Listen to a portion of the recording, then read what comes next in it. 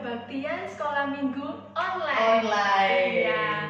Selamat pagi anak-anak semua. Selamat pagi teman-teman. Iya, bagaimana kabarnya? Semoga anak-anak tetap sehat dan kuat ya. Pagi ini Kak Sherlyn dan Bu Ratna akan mengajak kita untuk memuji Tuhan bersama-sama. Yuk bangkit berdiri, kita mau nyanyikan Jalan Serta Yesus.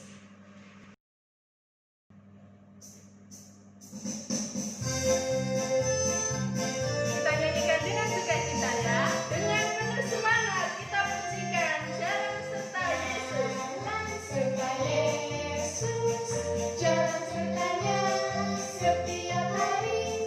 Jalan serta Yesus selamanya.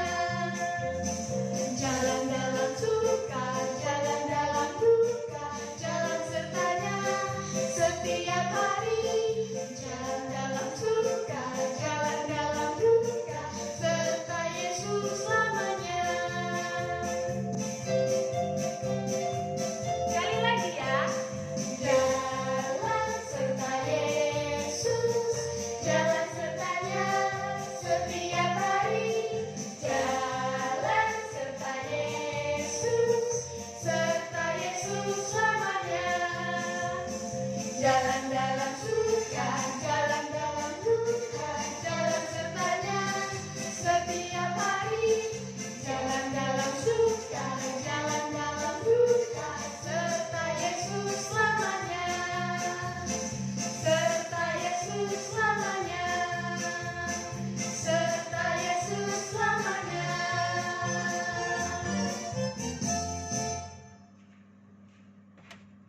Oke anak-anak, sekarang kita akan berdoa. Gimana sikap berdoanya? Lipat tangan, tutup mata, mari kita berdoa. Tuhan Yesus, terima kasih untuk kebaikan Tuhan. Saat ini kami boleh beribadah di rumah. Tolong Tuhan, pimpin ibadah kami. Dalam nama Tuhan Yesus, kami sudah berdoa. Amin. Kak Sherlyn, ya, tiba saatnya kita dan teman-teman sekalian mendengarkan firman Tuhan. Tapi sebelumnya, mari kita pujikan pujian T-A-A-T, taat. Kita nyanyikan sama-sama ya.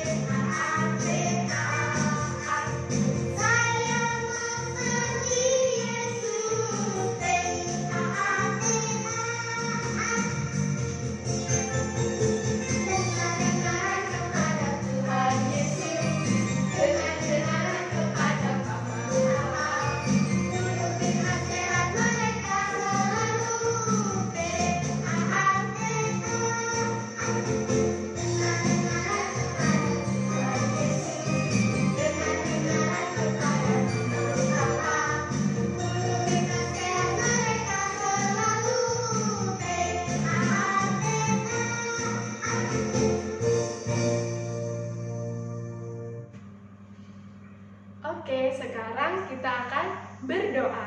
Bu Ratna akan pimpin kita di dalam doa. Mari teman-teman, kita dalam sikap berdoa sebelum firman Tuhan. Mari kita berdoa. Tuhan Yesus, terima kasih kami sudah boleh memuji, memuliakan nama Tuhan. Biarlah puji-pujian ini boleh berkenan di hadapan Tuhan dan boleh menjadi persembahan yang indah bagi Tuhan. Tiba saatnya kini anak-anakmu mendengarkan firman. Biarlah firman-Mu ini boleh tumbuh di hati kami masing-masing, di tempat yang subur dan boleh berbuah-berbuah. Terima kasih Tuhan, berkatilah Ibu Guru kami yang akan menyampaikan firman-Mu. Urapilah dengan Roh Kudus-Mu. Biarlah yang beliau sampaikan dari Tuhan, dari Tuhan. Terima kasih Tuhan, di dalam nama Tuhan Yesus kami berdoa. Amin. Bu, bisakah saya minta tolong? Apa ya Bu? Saya sudah nggak punya makanan, Bu. Bolehkah saya minta ke Ibu? Aduh maaf, saya juga habis. Kemarin sepertinya ada pembagian, tetapi saya lihat kok sepertinya cuma orang Yahudi yang dapat ya. Apa Itu kita ya? tanya?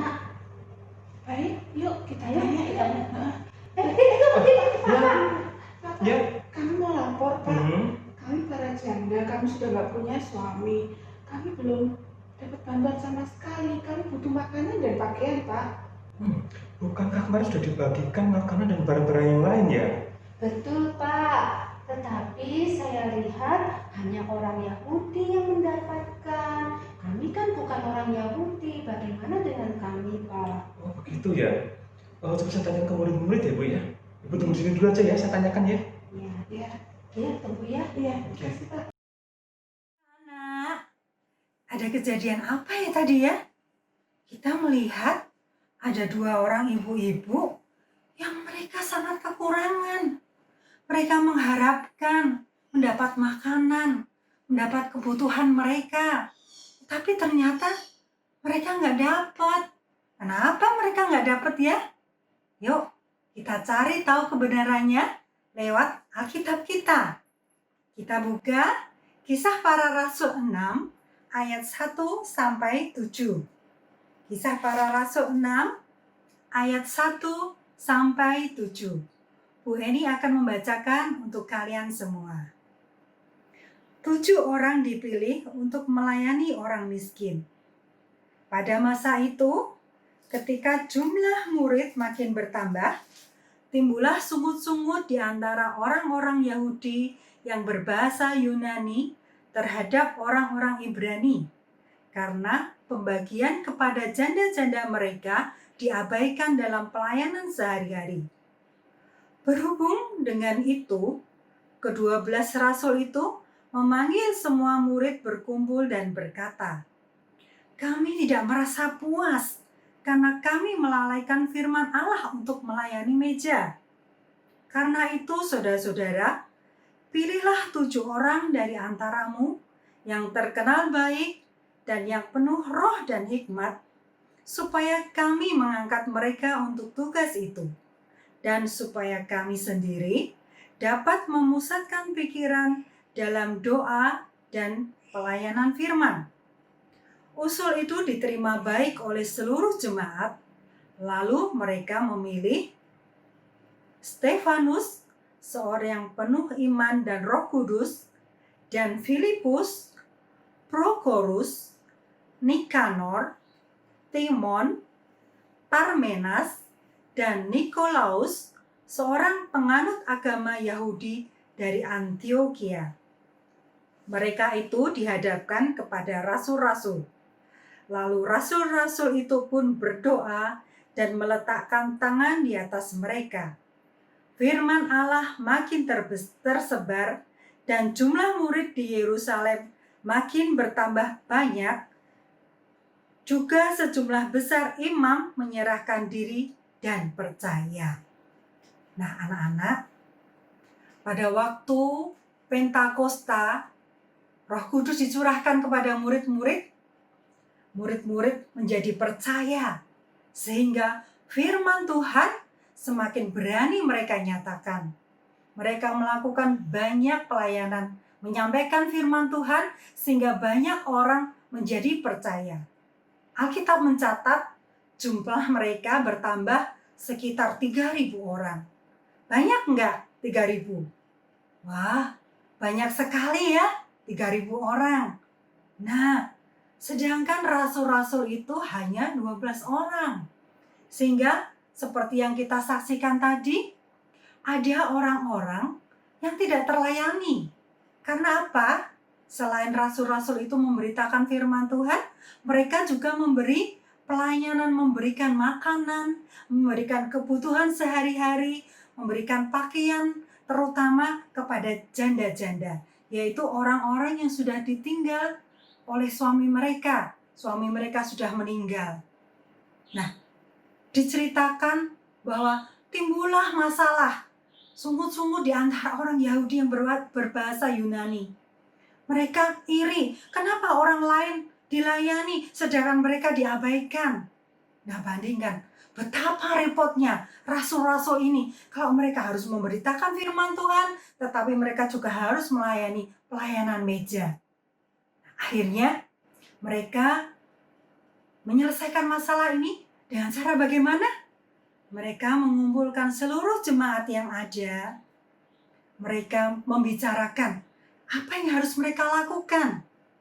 Nah, akhirnya diputuskan mereka akan memilih 7 orang yang membantu mereka di dalam melakukan pelayanan meja, yaitu pelayanannya untuk memberikan kebutuhan makanan, kebutuhan sehari-hari terhadap orang-orang yang membutuhkan. Tetapi ada syaratnya, anak-anak. Apa yang menjadi syarat orang yang dipilih itu? Nah, syarat yang pertama, orang itu harus baik. Ya, Alkitab mengatakan orang yang dipilih harus orang yang baik. Kemudian ada syarat yang lain, yaitu mereka harus penuh roh dan hikmat. Nah, syarat ini mutlak harus dimiliki orang yang akan dipilih untuk membantu di dalam pelayanan mereka. Jadi nggak sembarangan setiap orang yang mau melayani, aku mau. Tetapi harus ada syarat yang harus dipenuhi mereka, yaitu baik, penuh roh, dan hikmat. Akhirnya terpilihlah 7 orang yang memenuhi syarat baik, penuh roh, dan hikmat. Siapa orang itu? Yang pertama adalah Bapak Stefanus. Ya, Bapak Stefanus ini seorang yang terkenal dengan penuh dengan Roh Kudus. Bapak Stefanus terpilih menjadi 7 orang. Salah satu dari 7 orang yang terpilih untuk membantu rasul-rasul. Kemudian ada lagi Bapak Filipus. Ya, Bapak Filipus juga terpilih. Ada lagi yang ketiga. Siapa dia? Betul, Bapak Prokorus. Bapak Prokorus juga terkenal orang yang baik, sehingga dia terpilih menjadi salah satu dari 7 orang yang dipilih oleh rasul-rasul. Siapa lagi? Orang keempat adalah Bapak Nikanor. Ya, Bapak Nikanor juga adalah orang yang penuh roh dan penuh hikmat yang dipilih.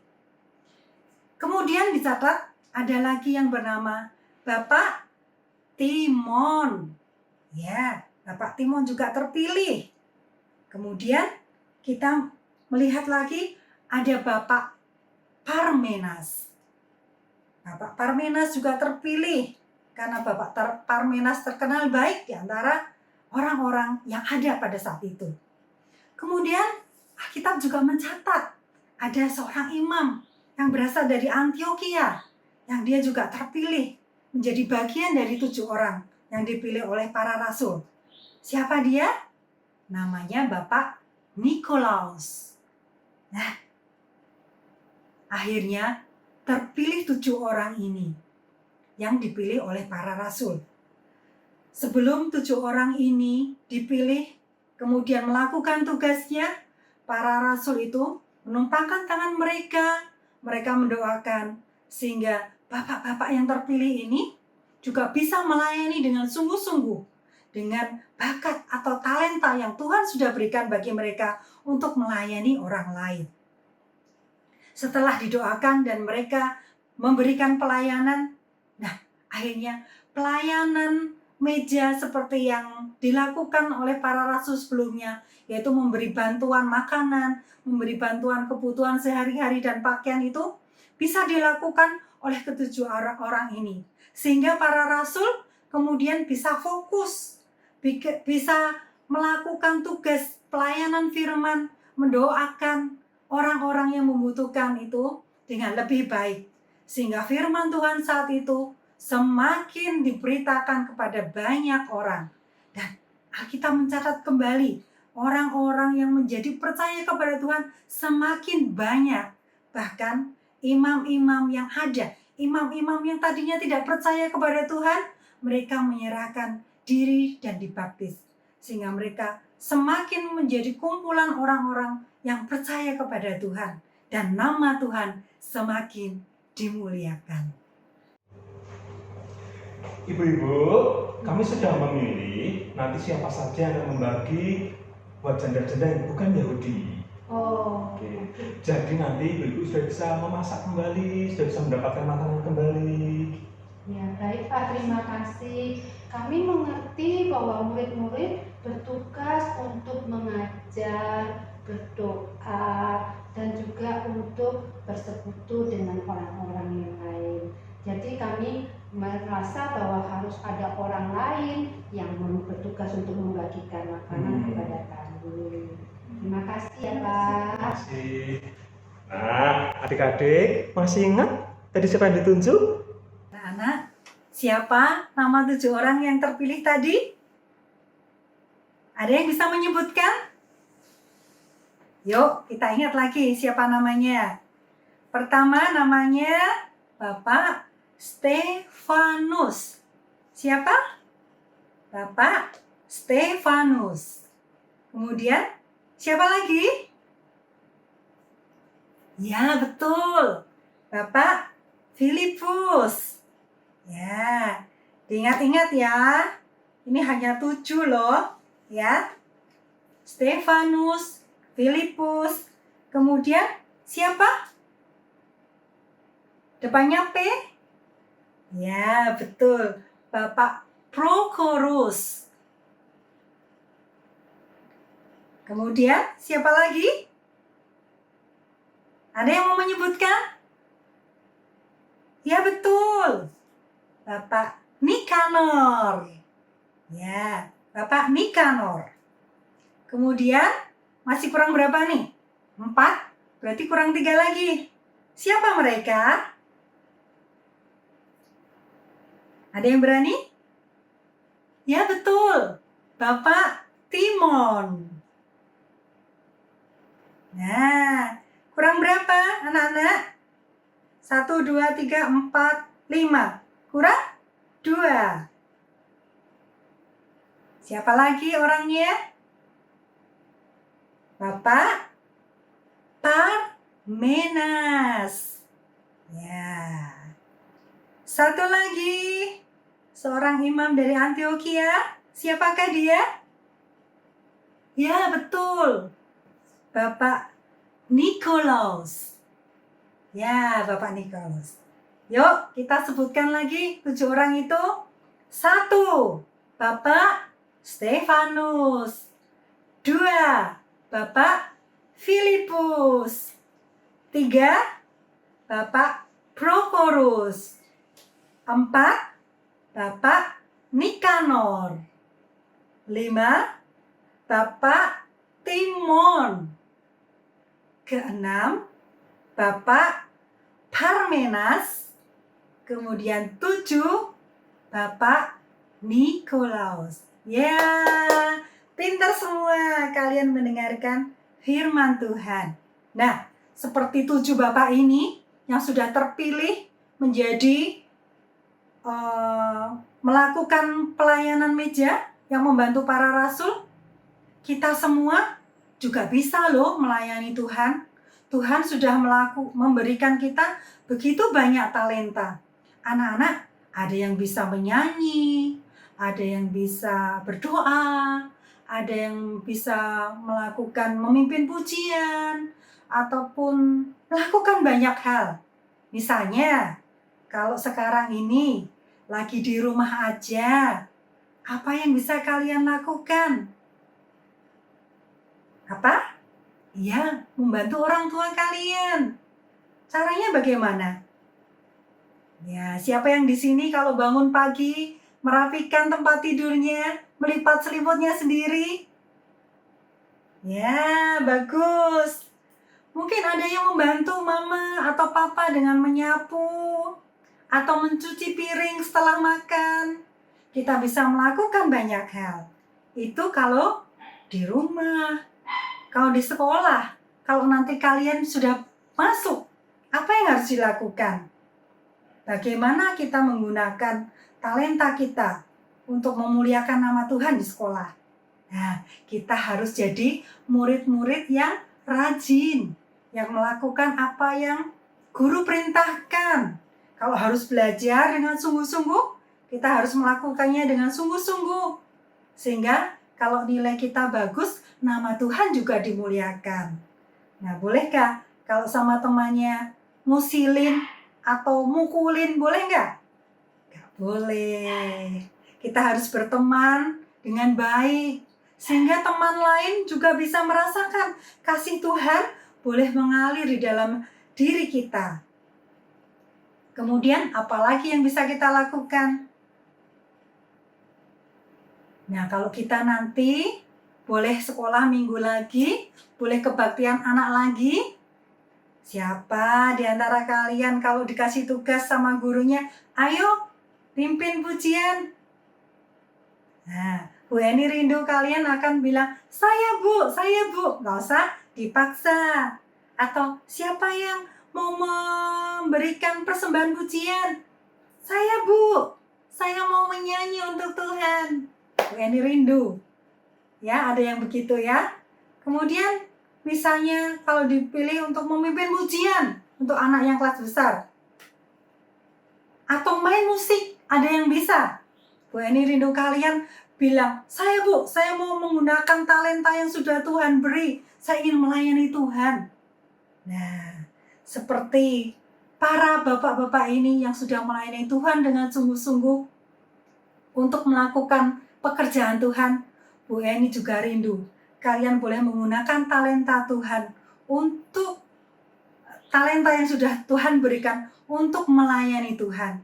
Sehingga dengan kemampuan yang kalian lakukan, nama Tuhan semakin dimuliakan. Nah, kita sekarang akan menghafalkan sebuah ayat untuk mengingatkan kita untuk kita selalu melakukan firman Tuhan. Ayatnya dari Yohanes 15 ayat 14. Dari Yohanes 15 ayat 14. Apa bunyinya? Kamu adalah sahabatku jikalau kamu berbuat apa yang kuperintahkan kepadamu. Kita ulang lagi ya. Ayatnya dari mana? Yohanes 15 ayat 14. Kamu adalah sahabatku jikalau kamu berbuat apa yang kuperintahkan kepadamu.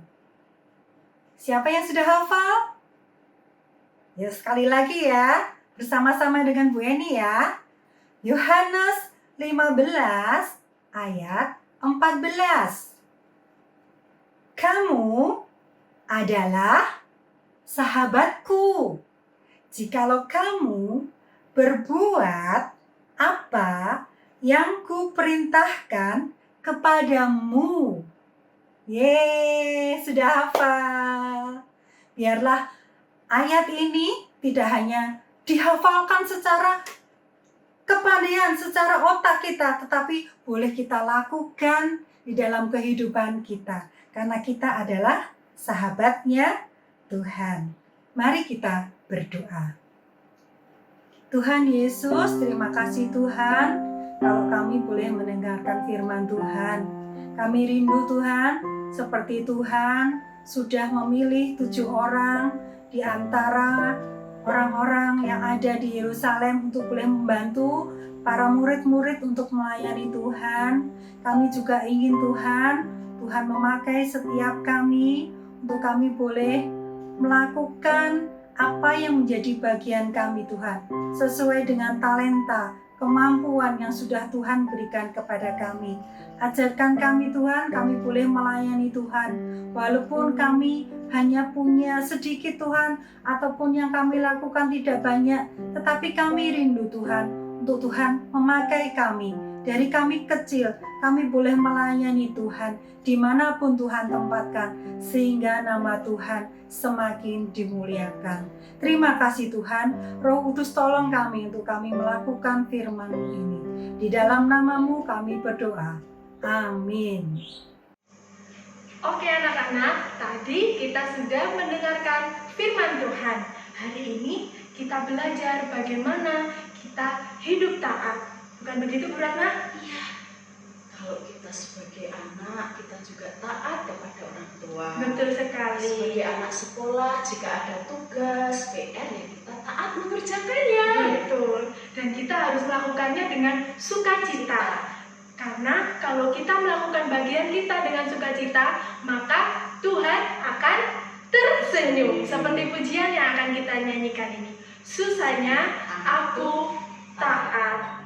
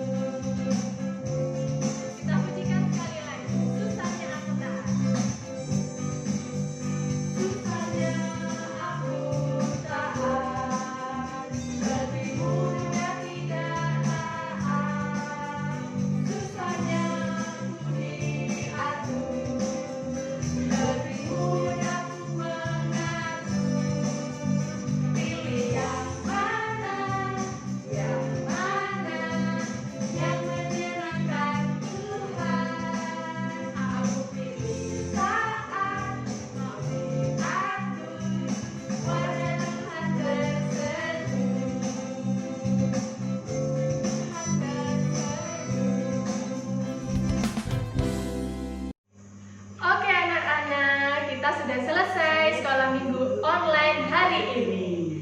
Sampai jumpa minggu depan. Tuhan Yesus memberkati.